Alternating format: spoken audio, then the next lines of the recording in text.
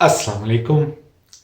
This is a video series that I have done in two parts in which I'm telling you my top 10 anticipated games of 2022. But if it's top 10, then why it's a series? Because I've split the games into two categories, Euro games and non-Euro-ish games. It's a loose kind of category that I have done. So if you have not seen the definition or what games I have put in the non-Euro category, then I recommend you watch my previous video, which you can see in the previous week. But other than that, this video is going to be focused more on the Euro-ish games. I will not say these are pure Euros. These are not just economy based games, but these have some kind of resource, set collection, tiling, those kind of less non player conflict based kind of games that I'm very interested in. These are not going to be too much heavy Euro games. A typical Euro game I'm not interested in, which brains your which burns your brain or is going to look like an Excel spreadsheet. I'm just not that kind of gamer. But if you stay with me, then you will find hints of modern games with Euroish touch in this list. So, before we start with the list, I have some complimentary or honorable mentions, just like before. Three games are going to make this honorable list. Number one on that honorable list or complimentary list is going to be Marakesh. This is a game from Stefan. I'm not one of the biggest fans of Stefan Feld because he makes a lot of point salad games which don't have really much thematic sense.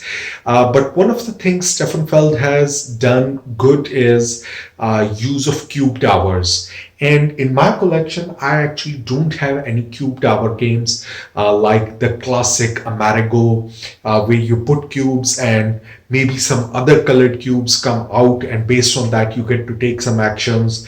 That kind of mechanism came in very olden games, and I never got to get any of them in my collection. So that's why Marrakesh is a new design that he's coming up with, even with a revamp of many of his other olden games. But I'm interested in more in the new game that he's bringing up, which is called Marrakesh.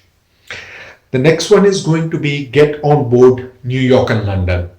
This is a remake of a recently hyped but less available game called Let's Make a Bus Route, in which it's kind of a roll and write where all the players are making a bus route on the same sheet of board or paper, and you can cross each other's path and block each other, and those kind of things. A lot of player interaction can happen on a sheet of paper itself because everyone is doing on the same board.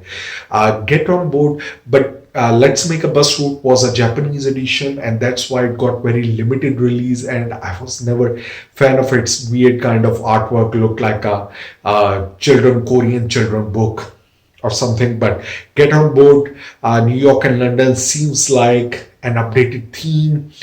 So I'm interested to see how they actually make it. Why it's still on the honorable mention list, because I still have to see that how it plays out with two players, because the previous game, Let's Make a Bus Route, didn't really work unless you had more players. So if this one actually supports making the map more constricted for two players, then I would be more interested. On number 11, or another complimentary mention, is going to be Unconscious Mind. I have no idea what this game is about, other than the beautiful theme of this game where you are trying to actually go into the minds of people and find out their problems and maybe try to resolve them. But it uses the artwork is what attracted me to this game, because what they have used is two of the most famous board game artists they have used in the industry. The realistic landscape of the guy that you see sitting down is by Vincent Dutray, whereas the fantasy landscape, that is the dreamscape, the dreams of the people, that is drawn by Andrew Bosley, the artist behind games like Everdell.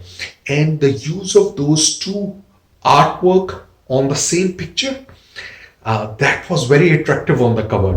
So even though I have no idea about the game, but the theme is very attractive, unusual theme, and the artwork is certainly provocative. So I'm interested to find out what it is.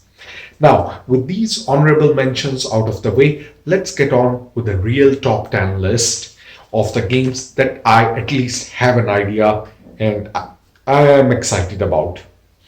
On number 10 is going to be Merchants of the Dark Road. Merchants of the Dark Road comes from Elf Creek Games. They always have beautiful production, and this game is no different as well. The game has a rondel where you will be roaming around with your carriage, delivering goods. So it's a pick up and deliver, but within your carriage, you will be doing some tiling of different items, fulfilling some orders, delivering different kind of people to different locations. So it has pick up and deliver mechanism, but presented in such a unique way that it feels kind of exciting or adventurous as well. And that's why I'm interested in Merchants of the Dark Road. On number 9 is going to be Wayfarers of the South Tigris. Now, this is a game from Shem Phillips as McDonald's. They are famous for their previous series like the West Kingdom series, the North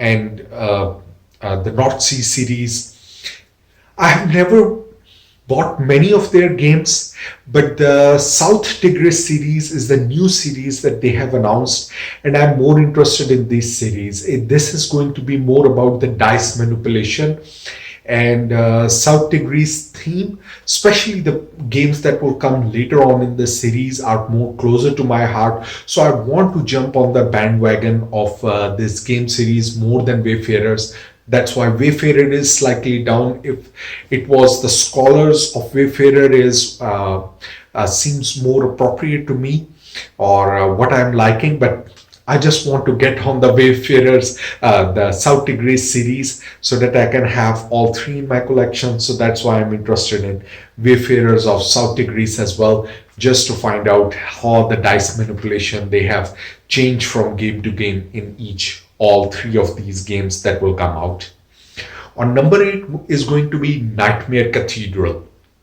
Now this game comes from Board and Dice, and if you look at the game layout, or at least the screenshot that's available, and the company that's producing it, you will say, oh, that looks like an Marakesh game. It looks like some toys on top of a board. That's not a Euro game. But that's exactly what Board and Dice is producing. It is kind of a Euro game, but in a nightmarish theme world. There is a Nightmare Cathedral. You're going from different nightmare realms, completing these different kind of objectives and well, not objectives or orders. That's at least what I know. So the mix of the Euro theme in such a fantasy kind of nightmare world, never seen before. So that's why the cover is really eerie and it's attracting me a lot. On number 7 is going to be Dice Theme Park. In the past 2 years, there have been a whole lot of theme park related games. But in my collection, sadly, I don't have many theme park games or any theme park game that I have kept. And Dice Theme Park is the one that I'm interested because I was always interested in Dice Hospital. So if somehow I can get the merger of Dice Hospital and the theme park theme combined together in one, it could be a winner in my library. So my number 7 is going to be Dice Theme Park. On number 6 is going to be a legacy game. Yeah, it will be surprising that I think there are 2 or 3 legacy games in the Euro list rather than the Marakesh list this time on my most anticipated games. And this one is coming from Funko Games and it's called The Legacy of Isla Nublar. This is Jurassic Park. Jurassic Park, the board game, but presented in 12 chapters. Now, this is going to be a huge game. You are setting up your Jurassic Park, but the decisions that you take, the scientists that you hire, the scientists that you put on different kind of experiments to actually produce dinosaurs, they can change what happens in the next part of your story. These dinosaurs are going to break out. There will be miniatures in the game that you get to open boxes, you get to open and find out new things. So I'm really interested. They are going with comic book art style rather than your screen grabs, which is always better. Anything is better than screen grabs from the movies. So it combines themes or missions from all the Jurassic Park movies, Jurassic World movies, as far as I know, and they have put them in one big sequence, one big game with a proper ending. And once you're done with the game, you get to infinitely replay. So you can think of it like you have customized your own game board, and then now you get to replay it over and over as well. So that's why I'm very interested in seeing what they do with the Jurassic Park franchise, because Funkoverse has done fantastic job with the previous games as well, whatever they have done. On number five is going to be Frostpunk. Frostpunk was a video game in which you are kind of in survival mode after a long winter has hit the earth.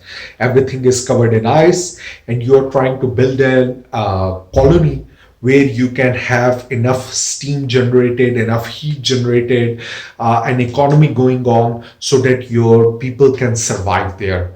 But the problem is that there will be very tough decisions that you have to take. Sometimes you will have to shut down the heat to one of the orphanages because you need the food survival for the rest of the colony, and things like that would be shocking in the video game.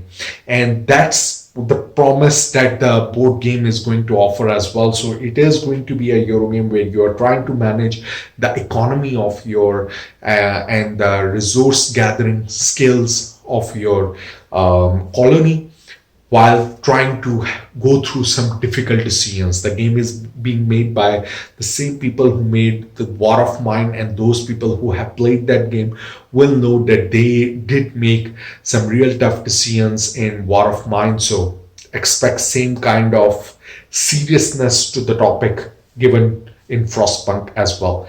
And the production looks awesome. On number four is going to be Now or Never.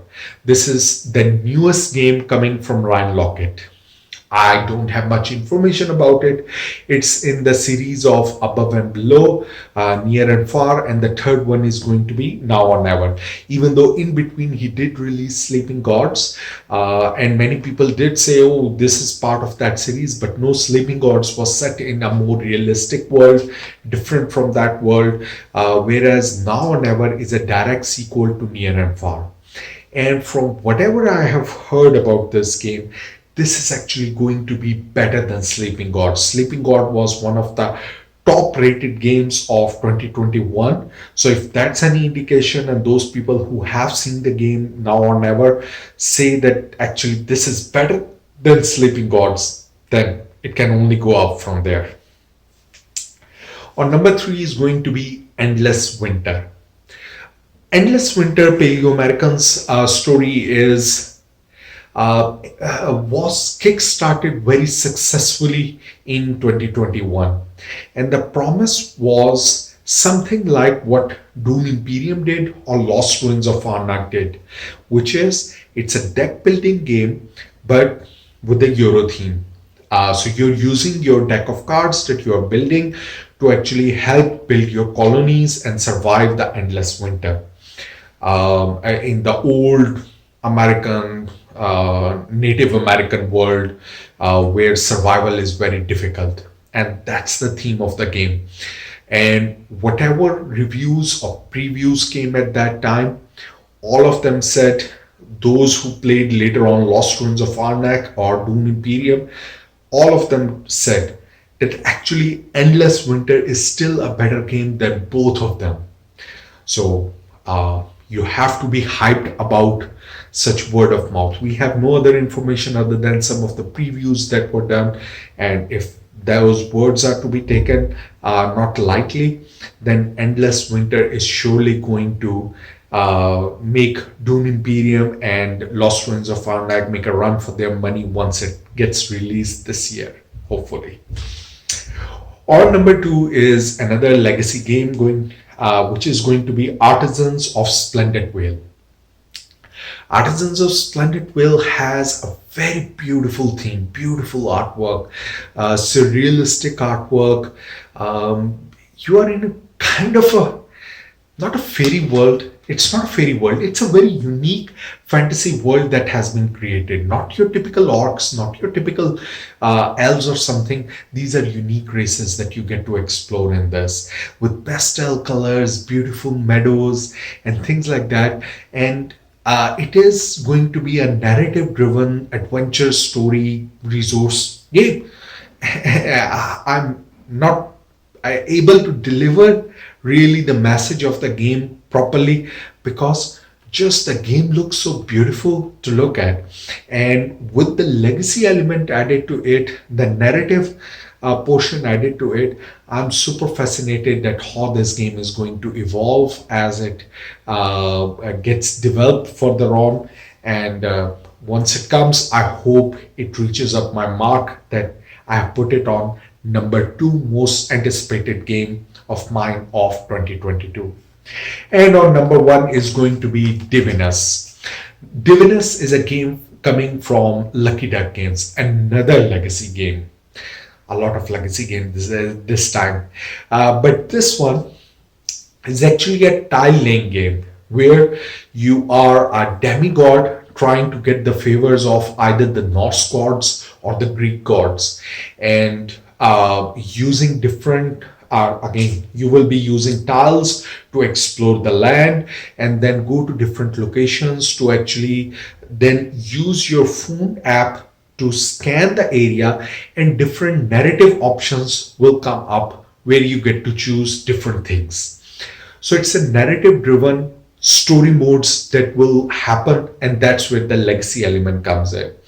Lucky Duck Games have been doing a fabulous job with the previous year Destinies. They made similar kind of game where you use app assisted QR codes, but now the QR codes are gone and now there are just actual symbols that don't take you out of the world of Divinus, where you get to scan the tile and something happens. You get to scan your items to use those items.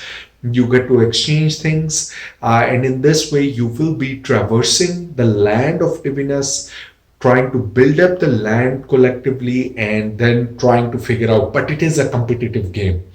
So all of you are trying to be better at becoming the one of the pantheon gods yourself, from the demigod status. So slowly the story will evolve of your own destiny, and you will be reaching those levels. And even once you will be placing stickers on your dice as you improve them. So there are a lot of legacy elements that are going to be in the game, and once you're done, again, the game is not just done. You will have just a customized game set that's exclusive to you, and then you get to replay that game over and over again. So all that exploration, all that narrative driven, Lucky Duck has been good with their narratives. So I just hope that Divinus lives up to that hope which it has promised. And to me, that's why it's my number one most anticipated game of 2022.